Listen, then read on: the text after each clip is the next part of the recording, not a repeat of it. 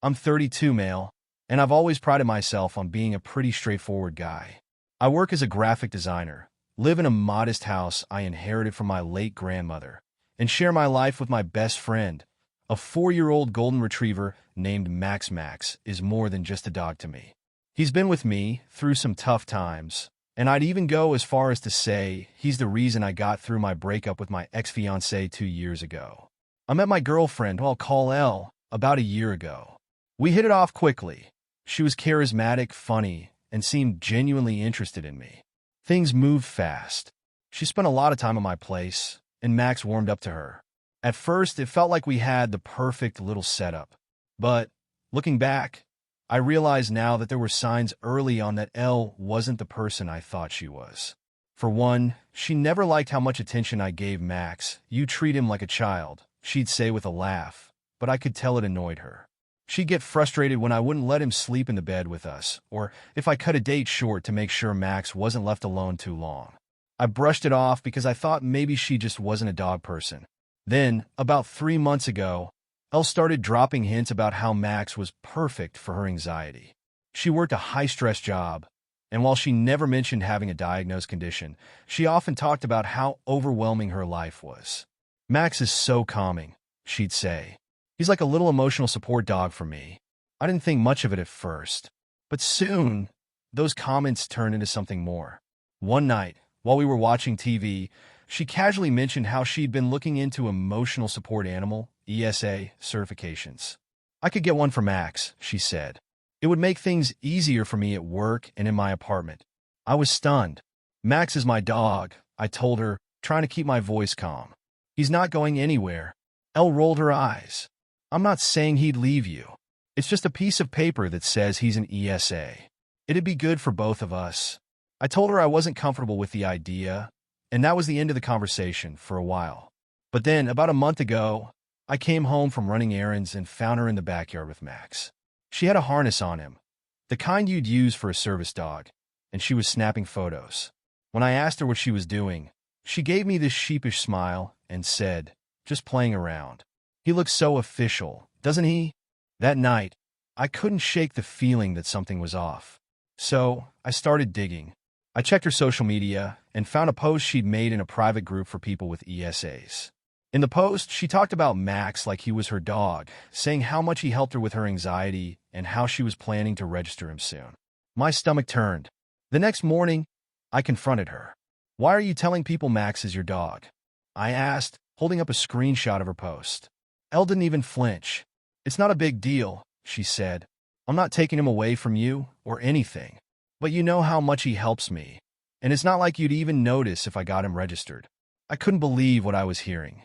I told her, in no uncertain terms, that Max was my dog and that I didn't want her pursuing this ESA nonsense. She acted like I was overreacting and stormed out of the house.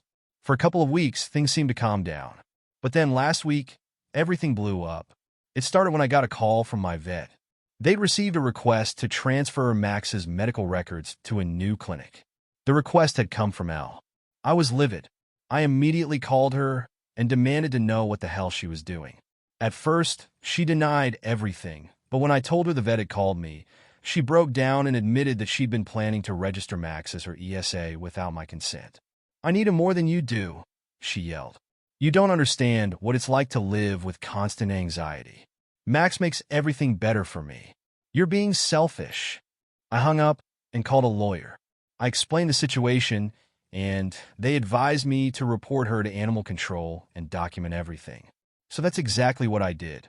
I filed a report with animal control, explaining that she'd tried to claim my dog as her own.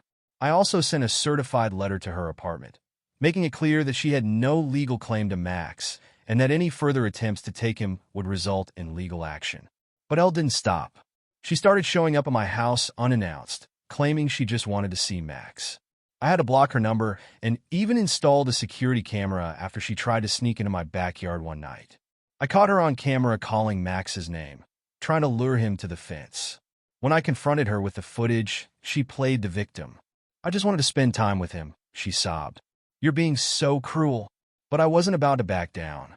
I went back to my lawyer, who helped me draft a cease and desist letter. I also filed for a restraining order, citing her attempts to trespass and the distress it was causing me. That's when she really lost it. To wrap things up, the aftermath of this entire ordeal left a lasting impression on me. I spent a lot of time reflecting on how someone I thought I knew could be capable of such calculated and entitled behavior. Elle's actions weren't just about trying to take Max. They were about control, manipulation, and a complete disregard for boundaries. I realized that sometimes people will go to great lengths to justify their behavior, even when they know they're wrong. I also took additional steps to protect myself in the future. Beyond the restraining order, I worked with my lawyer to ensure Max's ownership was legally watertight, even though I already had all the necessary documents. I also made it a point to be more guarded about my personal life. Not everyone deserves access to the things or the people you care about most. Max, thankfully, bounced back like the champ he is. He's a happy, goofy golden retriever who didn't let any of the chaos affect him. If anything, he's even more spoiled now. After everything we went through, I've made it my mission to give him the best life possible. We gone on more hikes, taken road trips, and even started agility training, though Max mostly sees it as an excuse to chase tennis balls and get treats.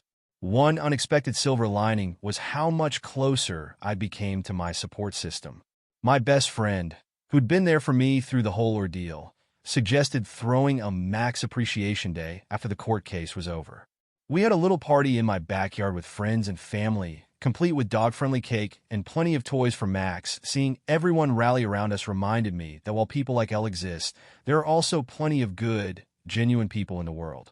Since then, I've been sharing Max's adventures online, not as a way to vent or seek validation, but to spread positivity and connect with others who love their pets as much as I do.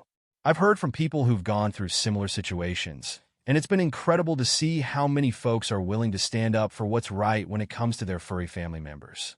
In the end, what matters most is that Max and I came out of this stronger than before. I know now that protecting what you love isn't just about standing your ground.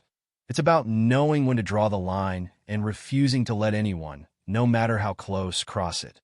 So, if you've enjoyed this story and want to hear more about Max's antics or how I've dealt with other entitled people in my life, hit that subscribe button. Because if there's one thing I've learned, it's that life with Max is never boring, and neither is dealing with people like Elle.